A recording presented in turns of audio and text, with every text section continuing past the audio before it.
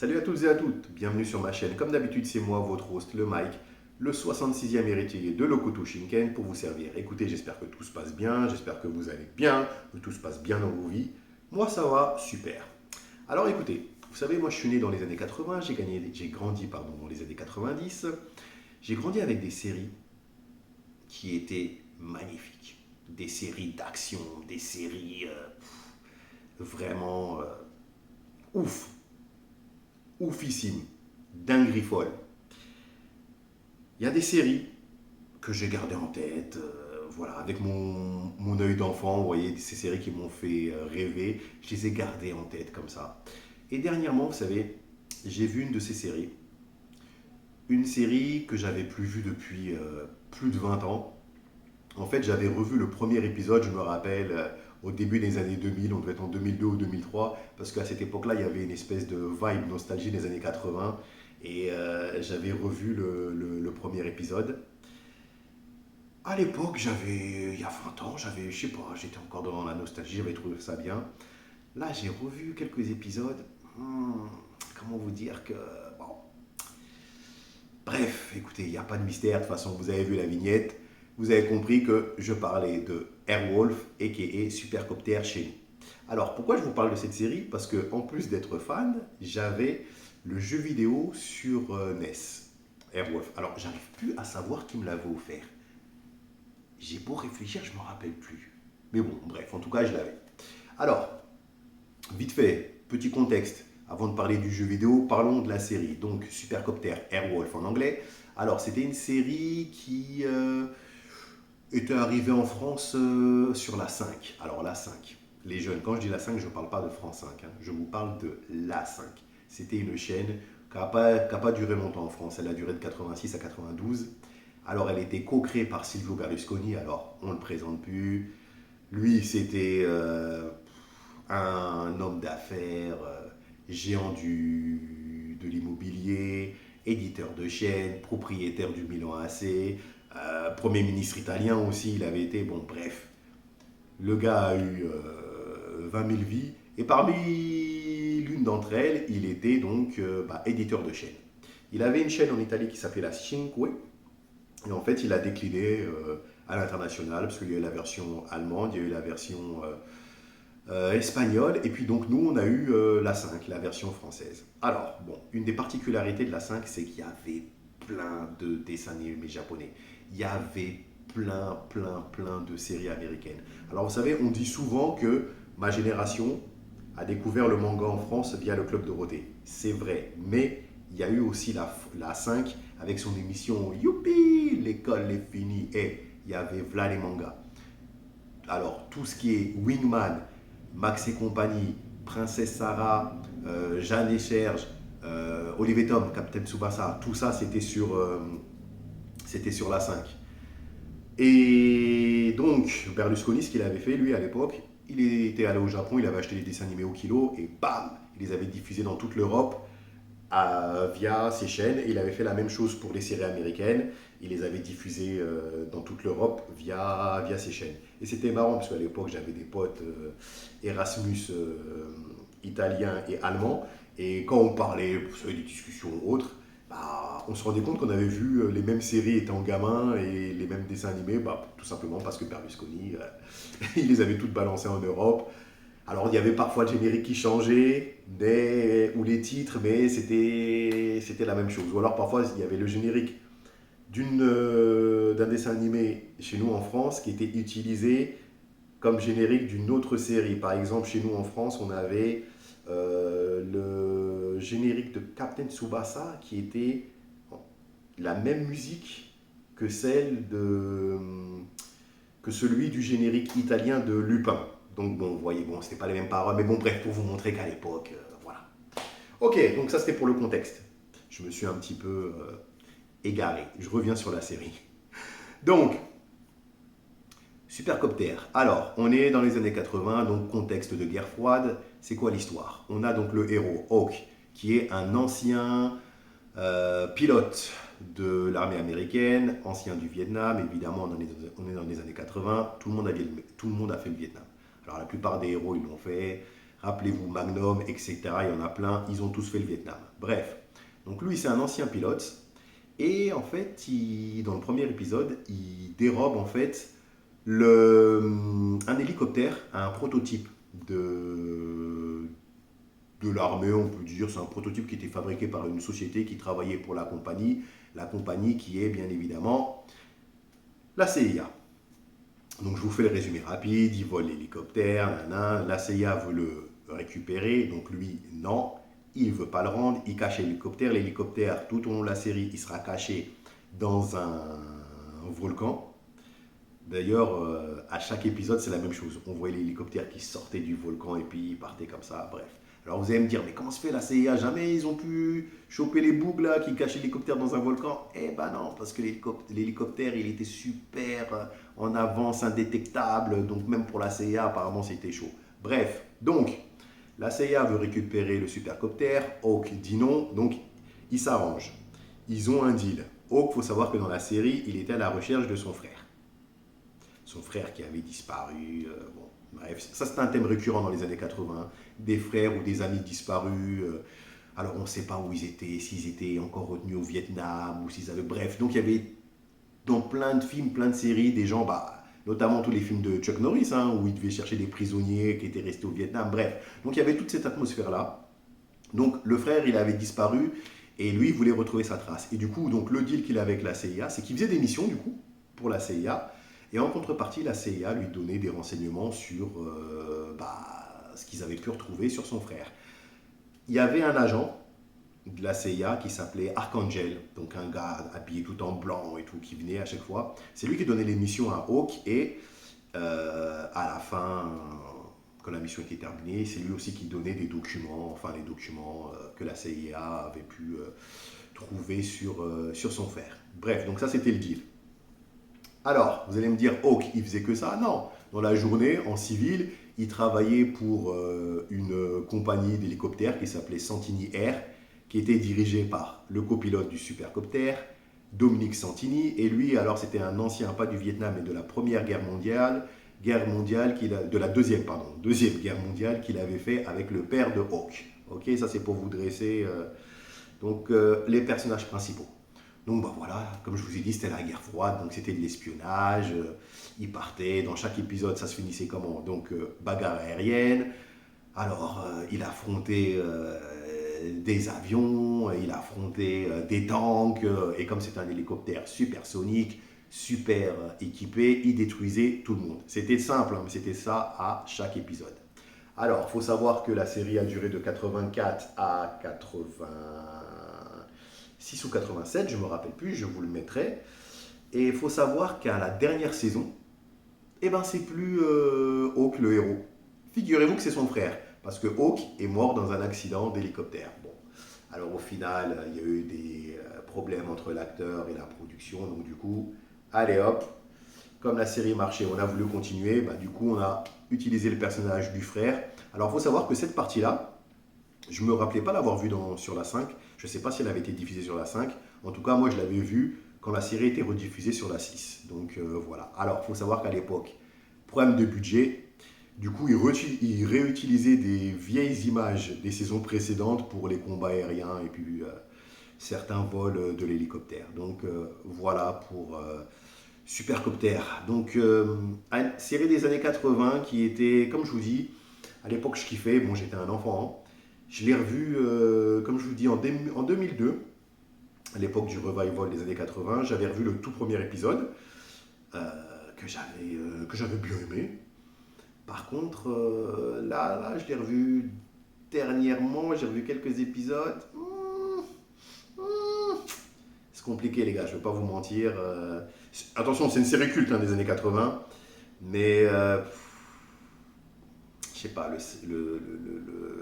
j'ai pas retrouvé le charme. Alors, je vous ai pas précisé, la série elle avait été faite par Belisario, grand homme des séries dans les années 80 jusqu'à aujourd'hui. C'est lui qui avait créé Magnum notamment, c'est lui qui avait créé Code Quantum, c'est lui qui avait créé Bon, je suis en train de me rendre compte que là, je vous parle de séries qui ne parlent pas aux gens de moins de 20 ans. En fait, même les boucs de 30 ans, ça ne doit pas trop leur parler, mais bon, bref. Il avait fait quoi encore? Ah, bah, il avait fait NCIS. Ça, les jeunes, vous devez connaître. Récemment, bah, la série NCIS, là, bah, c'est lui qui l'avait créé. Donc, bref, ça, c'était le contexte de Supercopter. Et donc, j'avais le jeu vidéo. Alors, je me rappelle plus qui me l'avait offert. Là, j'ai un gros trou de mémoire. En tout cas, je l'avais. Et quand je l'avais eu, j'étais super excité parce que je me disais, ah, je vais pouvoir jouer à la série. Si vous voulez, moi, je m'attendais à une vue un petit peu à la Thunderstrike. Je ne sais pas si vous aviez connu à l'époque le jeu vidéo d'hélicoptère. Je m'attendais à une vue comme ça, faire des missions un petit peu... bref. Et au final, c'est pas ce que j'ai eu. J'ai refait une partie là. Je vais vous montrer un petit peu ma partie. Vous allez voir comment était le jeu. Ça ne sera pas très long parce que c'était très répétitif. Et puis, on débriefe juste après. Voilà. Donc, c'est parti pour Airwolf version NES. A tout de suite. Alors, c'est parti pour Airwolf Supercopter. Donc, directement, on a le générique de la série qui était très très lourd. Et puis bah écoutez, on est parti. Alors là, voilà Archangel qui va nous donner la mission. Donc bon, c'est toujours la même chose. Faut libérer des prisonniers, détruire des bases armées. Et puis voilà. Bon, donc là, voilà, on a les objectifs de la mission. Il y a 20 missions, c'est toujours la même chose en fait, hein. Et puis on avait 3 vies. 3 vies, donc on pouvait perdre 3 fois. Voilà le plan de l'endroit où on devait aller. Et puis c'est tout, hein. C'est toujours la même chose à chaque mission. Là, il va avoir l'un des passages préférés du jeu vidéo, voilà. L'hélicoptère qui décolle. Voilà. Et puis après, c'est ça. Donc, bon, bah, on a une vue du cockpit. Et puis, bon, bah, tout se passe là, en fait, hein. Donc, il y avait la carte. La carte, le bonhomme que vous voyez. Bon, ça, c'était une tour, fallait les détruire. C'était avec ça qu'ils pouvaient nous localiser, hein, donc fallait les détruire. Ensuite, au milieu de la carte, il y avait un bonhomme. Ça, c'était les camps de prisonniers où il fallait aller pour les libérer. Sur la carte, vous allez peut-être voir un truc avec... j'oublie comment ça s'appelle là. C'est pas un bidon d'essence, mais c'est un baril, voilà. Donc là, c'est les endroits où il faut se ravitailler. Alors dans la série, l'hélicoptère, il se ravitaillait pas de mémoire, enfin, à leur base à eux, mais en mission, il n'y avait pas besoin de le ravitailler. Et ben là, si. D'ailleurs, vous pouvez voir que ma jauge de fuel, bah, ça baisse. Et là, je reprenais la partie, je savais plus comment faire pour aller recharger. Donc, je vous spoil, je vais m'écraser dans quelques instants. Voilà. Donc, on va faire, voilà. Bon, là, c'était un peu plus tard, oui, parce que bon, quand même, c'est répétitif, mais on change. Des fois, il fait nuit, là, il fait... quoi? Ah, alors, ça, c'est important. Vous voyez, là, ce qui s'est passé, c'était un camp de prisonniers. Donc, en fait, faut atterrir et les libérer. Voilà. Bon, là, j'avais atterri, parce que oui, il faut atterrir à la bonne vitesse. Là, j'étais allé trop vite, donc bon, je m'étais écrasé. Donc voilà, en gros, c'était ça la mission. Donc tuer